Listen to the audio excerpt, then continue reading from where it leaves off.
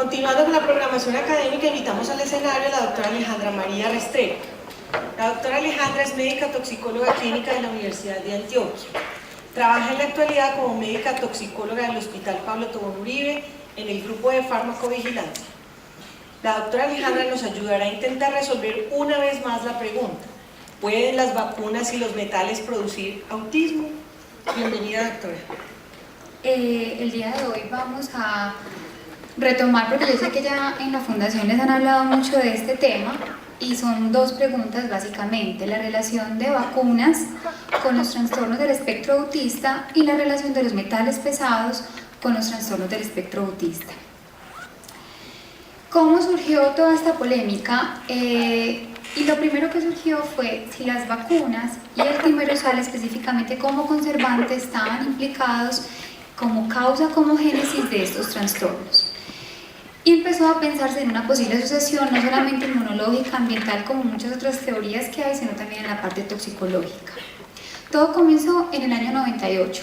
Una revista científica de alto impacto y muy reconocida, de Lancet, publicó este artículo donde 13 autores, principalmente el doctor Wakefield, empezaron a plantear con 12 niños que ingresaron al estudio que había una posible asociación entre la vacunación con la vacuna triple viral, valga la redundancia, de MMR, sarampión, rubéola y paperas, y el inicio de los síntomas de los trastornos del espectro autista y o síntomas del tracto gastrointestinal.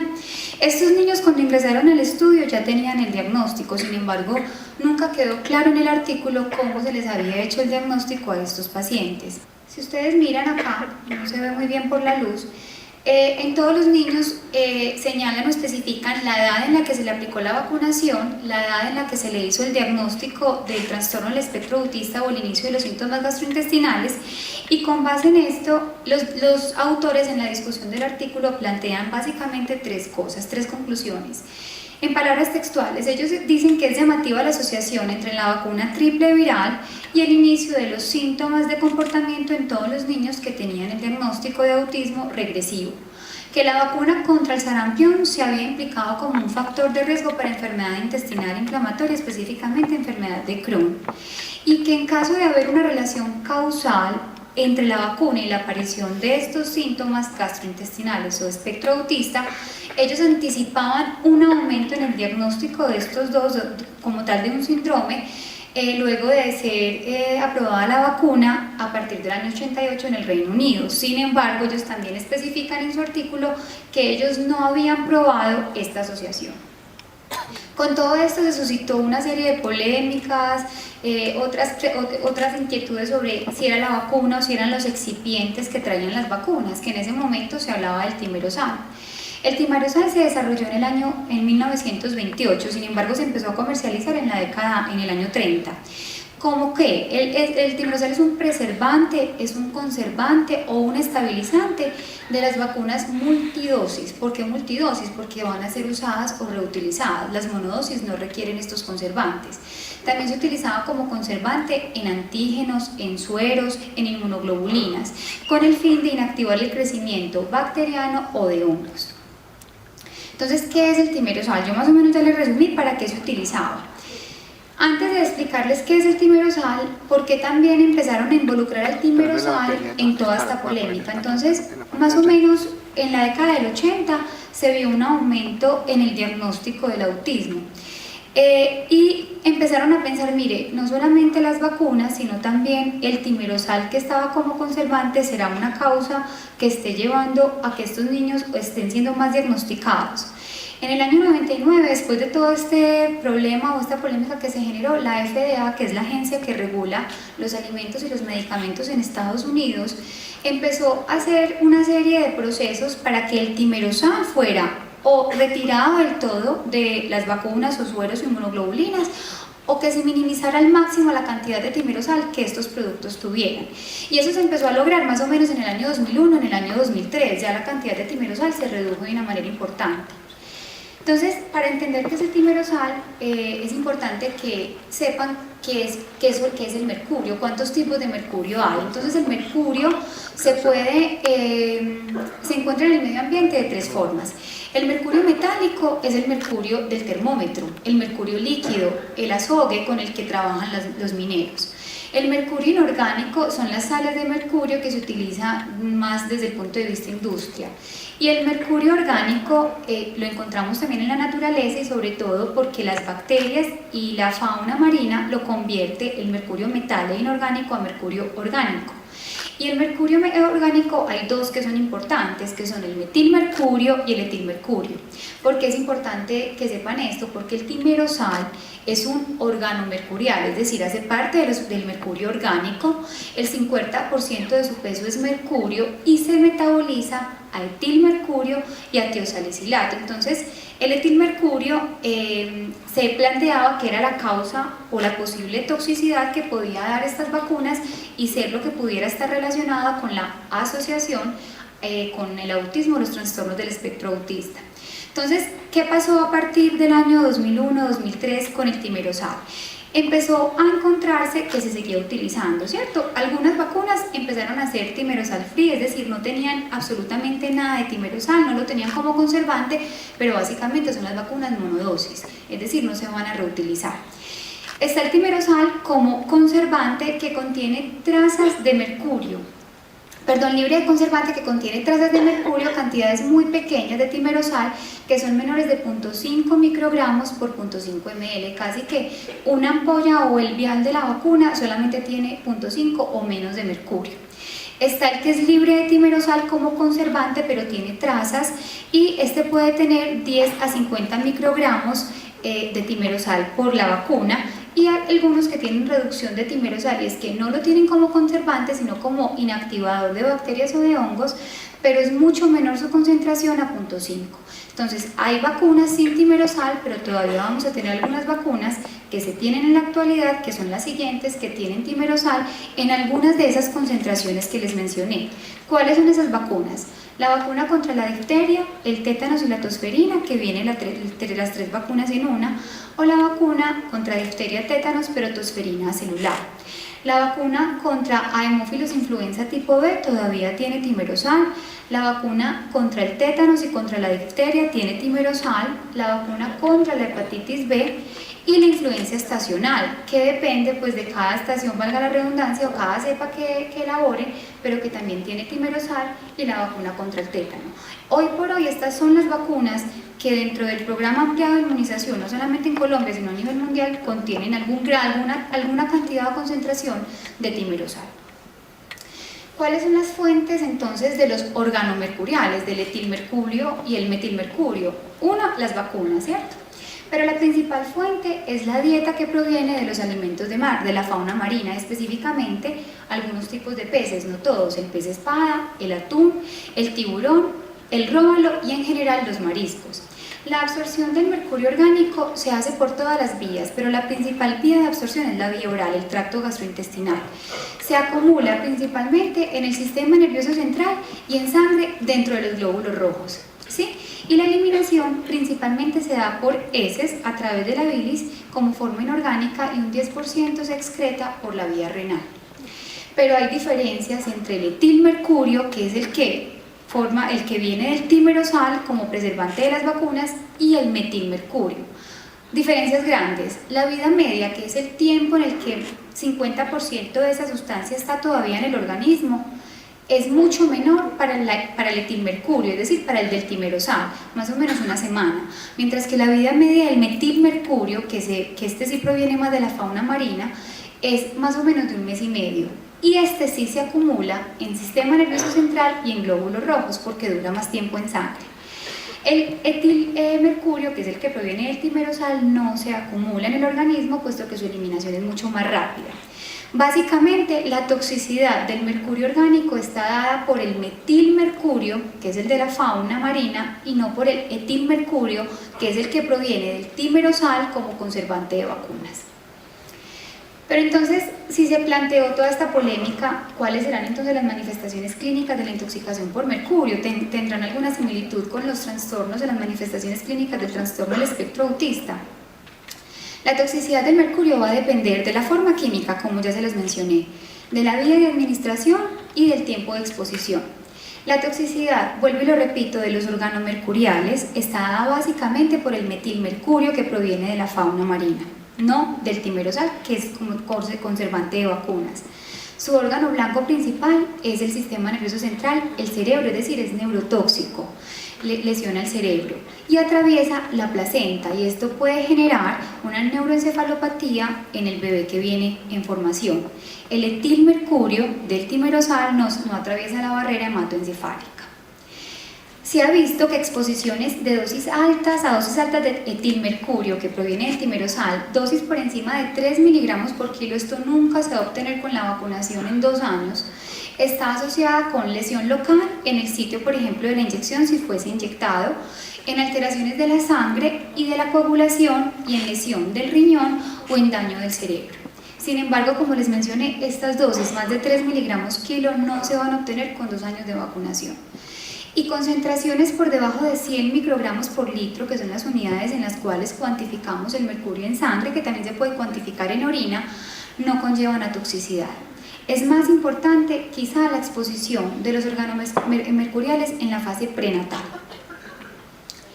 Entonces, ¿cuáles son los síntomas de la intoxicación por mercurio? Son muchos, son síntomas que va a depender de si es metálico, orgánico o inorgánico, pero que en conclusión, y para interés de la charla, las manifestaciones clínicas de la intoxicación por mercurio orgánico son básicamente afectación del sistema nervioso central. Entonces las personas van a experimentar astenia o cansancio, apatía o pérdida de interés por las cosas, miedo, depresión, ataxia, que es incoordinación motora, parestesias, que es hormigueo de las extremidades, disartre o alteración en la pronunciación de las palabras, alteraciones de la memoria, alteraciones sensoriales, auditivas o visuales, que son objetivas en exámenes audiológicos u oftalmológicos, parálisis motora, y a nivel del feto, que es el bebé que viene en formación, a nivel de la madre en el vientre materno, puede haber retardo psicomotor y del lenguaje, parálisis cerebral y discapacidad cognitiva. Entonces mire que es una constelación de síntomas, y por eso la intoxicación por metales muchas veces es un diagnóstico de descarte, a no ser que haya una exposición ambiental o ocupacional clara, porque son muchas manifestaciones clínicas que muchas veces obligan a descartar otras patologías. Esta tabla lo que pretende es hacerles el paralelo entre las manifestaciones clínicas de la intoxicación por mercurio, básicamente orgánico, y las manifestaciones clínicas de los niños con trastornos del espectro autista. Voy a repetir un poco de la diapositiva anterior, pero me parece importante. A nivel motor, estas personas con intoxicación con mercurio ya dijimos que van a tener incoordinación motora, mientras que las personas con trastorno del espectro autista van a presentar movimientos estereotipados, como ya lo explicaron anteriormente. A nivel sensitivo, el mercurio, hay una neuropatía o daño del nervio periférico, pueden presentar también parestesias, que es hormigueo de las extremidades, y en los trastornos del espectro autista se puede presentar disminución de la capacidad de respuesta al dolor o un aumento. Usualmente son niños que tienen una tolerancia al dolor alta, pero pueden presentarse las dos opciones, y también tienen una alteración de la sensibilidad auditiva y otros estímulos sensoriales.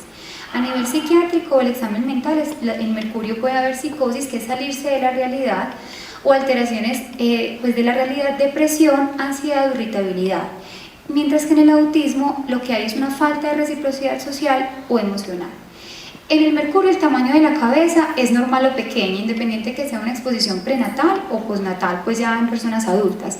Mientras que en los trastornos del espectro autista la cabeza puede ser grande, alargada o puede ser normal. Entonces cuando uno mira, pueden haber manifestaciones similares, pero nunca va a ser un común denominador que el 100% coincidan, y eso es muy importante. ¿Qué ha ido mostrando entonces la evidencia desde el inicio de la polémica antes del 98, especialmente en el año 98? Hay más de 20 artículos, cuando uno hace una revisión juiciosa en la literatura, hay más de 20 artículos desde ese año que han tratado de ir mostrando o de ir demostrando si hay o no una asociación entre vacunas, timerosal y trastornos del espectro autista. Básicamente son estudios clínicos, epidemiológicos y revisiones sistemáticas. Este artículo fue publicado en el año 2008. ¿Por qué me detengo? Porque fue un estudio de casos y controles con una población muy pequeña, porque realmente pues los estudios no tienen unas poblaciones muy grandes, y eso puede quitarle un poquito de validez metodológica, pero es importante y por eso me voy a detener. Este estudio fue un estudio de casos en controles que trató de evaluar si había la presencia del RNA del virus, del sarampión en el intestino de los pacientes que estaban en el estudio, tenía una relación temporal con el inicio de los síntomas del autismo o trastornos del tracto gastrointestinal. Fueron incluidos 23 niños con trastornos del tracto gastrointestinal y trastornos del espectro autista, contra 9 niños que solamente tenían trastornos gastrointestinales sin tener trastornos del espectro autista. Las muestras se enviaron de todos los niños a 3 laboratorios de referencia diferentes que no sabían, eran cegados, no tenían conocimiento de cuál era la condición o los diagnósticos de los pacientes. Y que rápidamente, ¿qué concluyó, qué mostró este artículo? Que el RNA viral solamente se detectó en 2 pacientes, uno de cada grupo. Y que la vacuna, una de sus conclusiones es que la vacuna MMR o triple viral no se considera un disparador de los síntomas del trastorno del espectro autista. Entonces, este artículo, porque miren que no tenemos muchos estudios clínicos controlados, ni ensayos clínicos, ni prospectivos para poder decir, pero al menos este es un estudio de casos y controles que dice, mire, esto no tiene relación. Ya con todo esto, en el año 2010, la revista The Lancet se retracta de las conclusiones publicadas en el artículo de 1998 sobre la supuesta relación que se encontró entre la vacuna y el inicio de los síntomas. Finalmente, el 24 de mayo, al Dr. Wakefield le retiran el derecho a ejercer en el Reino Unido, pues en su país, pero él aún ejerce en Estados Unidos. Las razones por las cuales la revista se retracta fueron muchas. Ellos plantean que hubo errores metodológicos, que se evidenciaron faltas éticas y conflictos de interés por parte de los autores que no fueron declaradas en el artículo, que el doctor Wakefield, que era uno de los investigadores o el investigador principal, recibió dinero por parte de los abogados que representaban a estos niños con trastornos del espectro autista antes de empezar la recolección de los datos. Además de eso, demostraron o pudieron comprobar que él les pagaba a los compañeritos de los niños en las fiestas de cumpleaños para que se dejaran recolectar las muestras, y se demostró que hubo intereses personales. Él había patentado en el año 97, un año antes de que se publicara el artículo, una vacuna contra sarampión supuestamente inocua a nombre de su esposa. Y 10 de los 13 autores que participaron en este artículo se retractaron también de las conclusiones.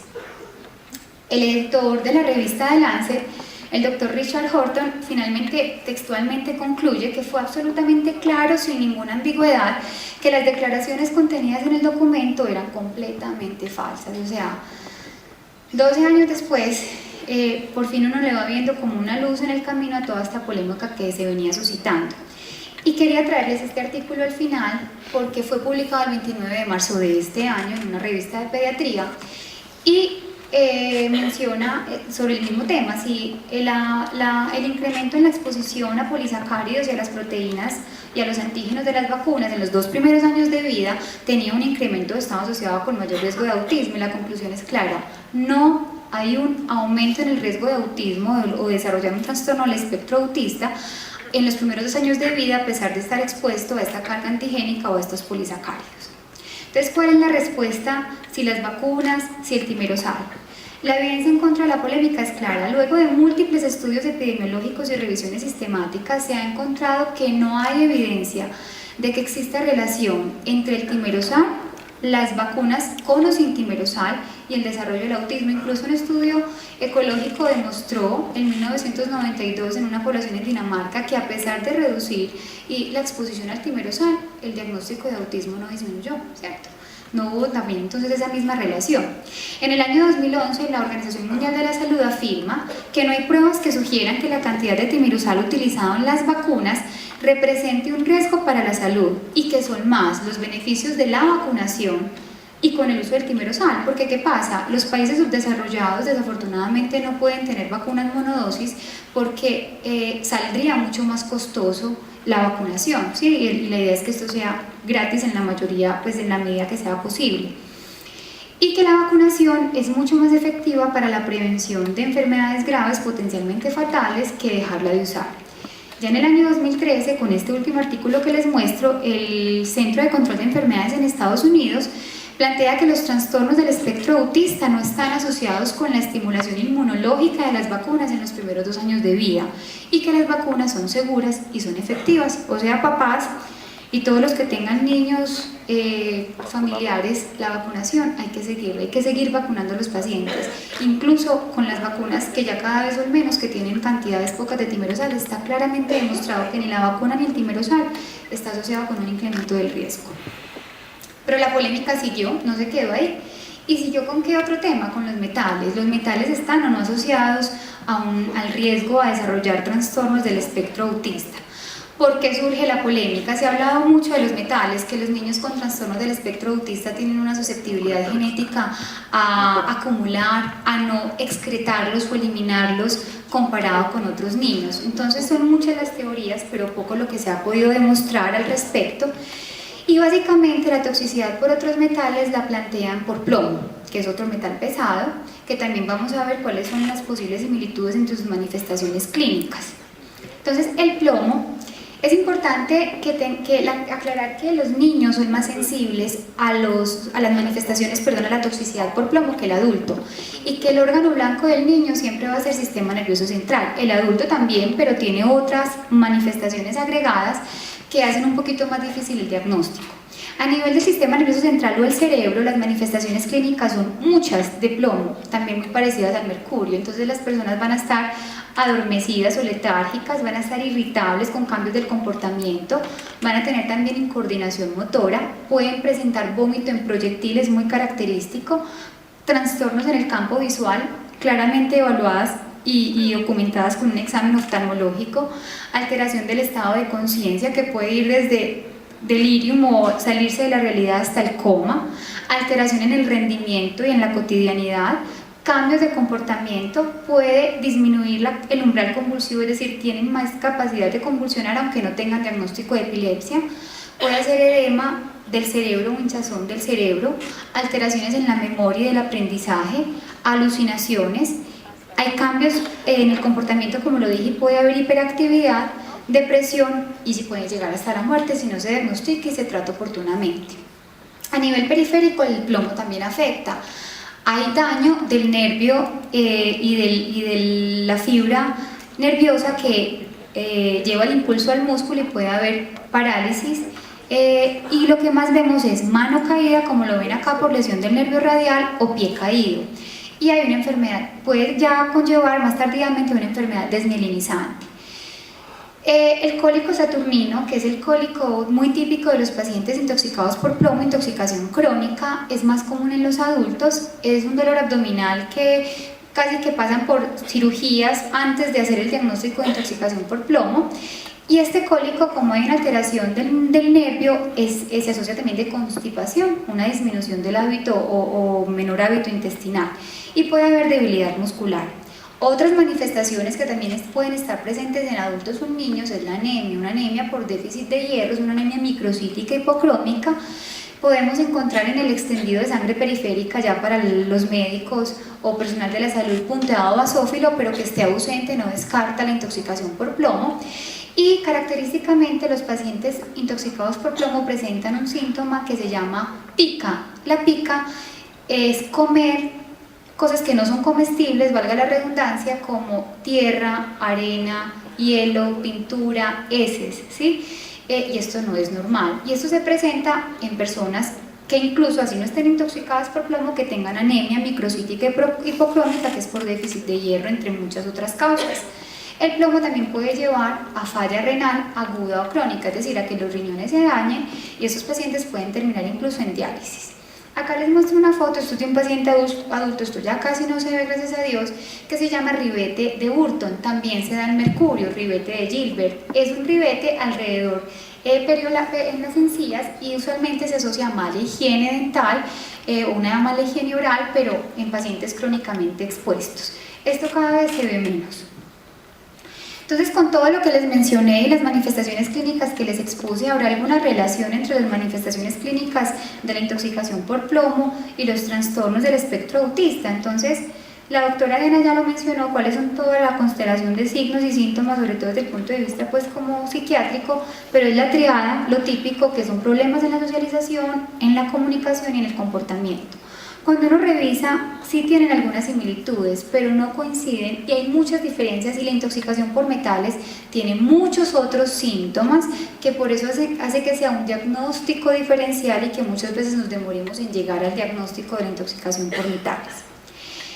Con respecto a metales, hay muchos artículos que han tratado de establecer una asociación una relación entre los niveles de metales en anexos que son cabello y uñas, orina o sangre y la severidad de los síntomas de los trastornos del espectro autista. Sin embargo, ningún artículo establece relación causal. No se han hecho estudios de cohortes que ya sean prospectivas que puedan definir causalidad o ensayos clínicos controlados para poder definir causalidad. Este artículo es un artículo de revisión publicado en el año 2010. Me quiero detener acá un poco porque los autores de este artículo se tomaron la tarea de buscar en una base de datos donde los médicos hacemos búsquedas con frecuencia para ver cuántos artículos les salían cuando ellos juntaban palabras, por ejemplo, metales pesados y autismo, mercurio y autismo, y que encontraron hasta ese año. Encontraron 163 artículos, ¿cierto? Pero la mayoría, ninguno de estos artículos definía causalidad. Eso y ellos lo dejan claro en su discusión. Eran principalmente artículos de revisión, comentarios o cartas de editores. Tampoco habían artículos de estudios de casos ni controles. Ellos hacen referencia de estos 163 artículos a 58 artículos donde 15 claramente mostraban evidencia en contra, es decir, que no encontraron ninguna relación ni asociación entre los metales y los trastornos o el riesgo o mayor riesgo o causa de trastornos del espectro autista. Sin embargo, 43 artículos dejaban en el aire una posible relación entre mayor excreción de metales en los niños con trastornos del espectro autista comparado con aquellos que no tenían el diagnóstico. Pero cuando uno revisa los artículos que pues se hizo la búsqueda, los artículos tenían muchas falencias metodológicas, no eran grupos comparables la mayoría de las veces. Con esto, con lo que hay en la literatura, no podemos decir que porque algunos artículos mencionen que puede haber una mayor excreción de metales en los niños con trastornos del espectro autista, que todos tengan que recibir tratamiento para eso, ¿cierto? Y ellos lo dejan muy claro y dicen, definitivamente la evidencia todavía no está clara en este sentido, hay que seguir buscando, pero no hay sí está claro que no hay que hoy por hoy no podemos hablar de que haya una causalidad de metales y trastornos del espectro autista. Y con esto quiero hacer mucho énfasis porque sé que se comercializa y que se les vende la idea de terapias quelantes para curar a estos niños. Esto no tiene evidencia, esto no se hace rutinariamente y los padres necesitan conocer cuáles son las terapias quelantes que hay en el mercado y qué les pueden ofrecer. Son aproximadamente 5 productos que están aprobados como quelantes, excepto uno que es el último, les voy a hablar de cada uno de ellos. El DMSA es el que hablan la mayoría de los artículos, que es el Succimer.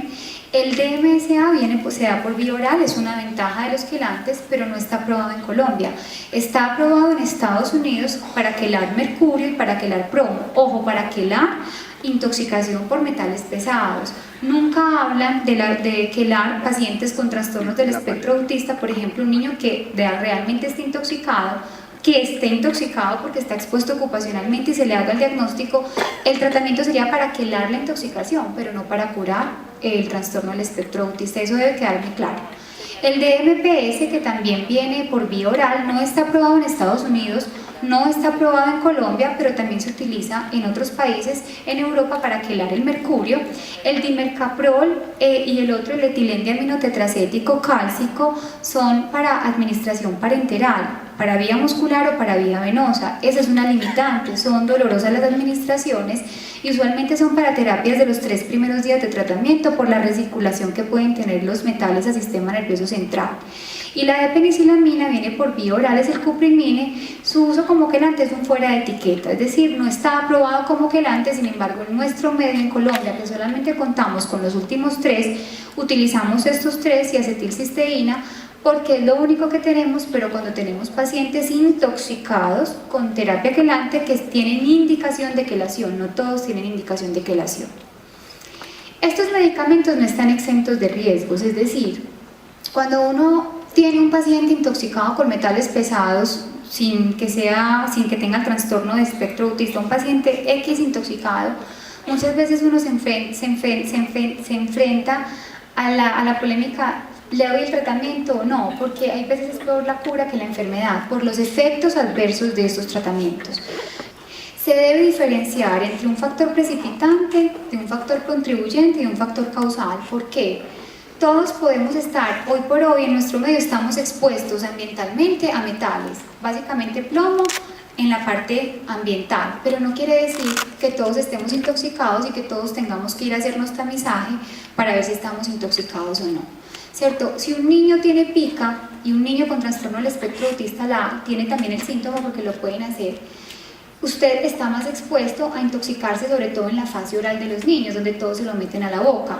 De hecho, en un artículo de Neurology del año 2000 decían: mire, todo paciente con pica, con trastorno del espectro autista y pica, tamícelo para plomo. Y así no tenga pica, si tiene retardo del desarrollo, tamícelo para plomo, pero porque tiene otras manifestaciones clínicas que usted